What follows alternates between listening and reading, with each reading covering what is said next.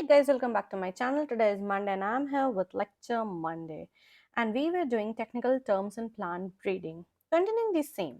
The first one for today is biparental cross analysis, a design for genetic analysis based on progenies derived from the matings involving a random sample of F2 or later generation plants from a cross between two pure lines. And the four common designs based on such progenies are NCD1, NCD2, NCD3 and TTC. Now, what is it? हम लोग genetic analysis करते हैं progeny के performance के basis पे जो कि हम लोग को मिला है random meeting from a sample of F2 या उसके बाद के जनरेशन से। अब ये F2 कहाँ से मिला है? ये एक क्रॉस प्योर लाइंस के क्रॉस से मिला है F2 या उसके बाद के जनरेशन। क्या क्या डिजाइन्स हम लोग इसमें यूज करते हैं? NCD1 2 3।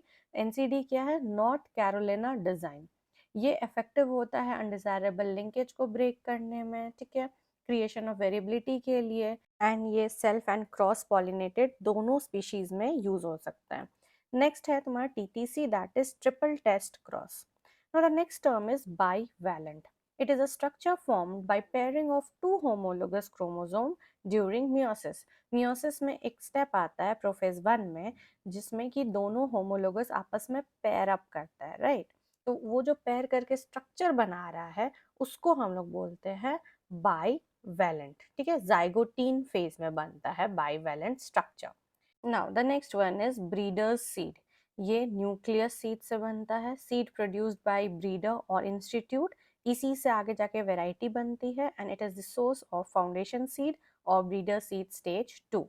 नो ब्रिजिंग स्पीशीज, नाम से ही पता चल रहा है कि दो चीज के बीच में ये ब्रिज बना रहा है। अब जब एक स्पीशीज दूसरे स्पीशीज के साथ कंपैटिबल नहीं होगा तो हमें ब्रिज की जरूरत पड़ेगी। डोनर और रेसिपेंट दोनों के साथ ही ये कंपैटिबल होता है। नेचुरल भी हो सकता है और सिंथेटिक भी हो सकता है। A species used in gene transfer from one species to another, sexually incompatible species. Bridging species is compatible with both donor and recipient species. ये natural या synthetic होता है।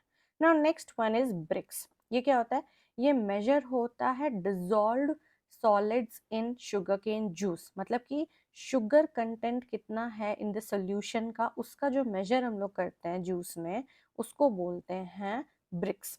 अ measure of percent dissolved solid in sugarcane juice in terms of degree of rotation produced by the juice. Next one is bird mutation. Mutation क्या होता है? Sudden change होता है। तो अगर यही म्यूटेशन आपका somatic tissue and that too in axillary bud में हुआ तो उसको बोलेंगे बर्ड म्यूटेशन।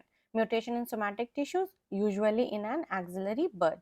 नाउ यही जो म्यूटेंट एक्सिलरी बर्ड है इसको अगर हम लोग सेलेक्ट कर रहे हैं तो ये कैसा सिलेक्शन होगा? क्लोनल सिलेक्शन होगा। इसको बोलते हैं bird selection, a form of clonal selection in which mutant auxiliary birds या branches are selected.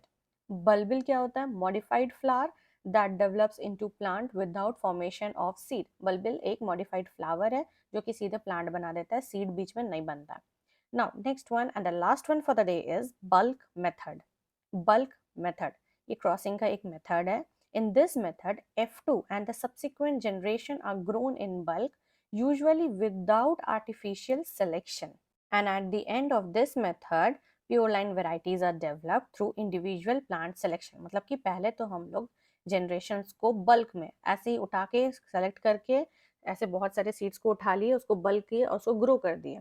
लेकिन एंड में हम लोग को प्योर लाइन वेराइटी मिलता है, ठीक है। इंडिविजुअल प्लांट को लेंगे, फिर उसको आगे ग्रो कराएंगे, फिर उसको लेंगे, फिर उसको आगे ग्रो कराएंगे, giving the pure lines. So that's it for the day. If you like the video, please hit the like button, share it, and don't forget to subscribe my channel. I'll again come up till that. Take care. Bye bye.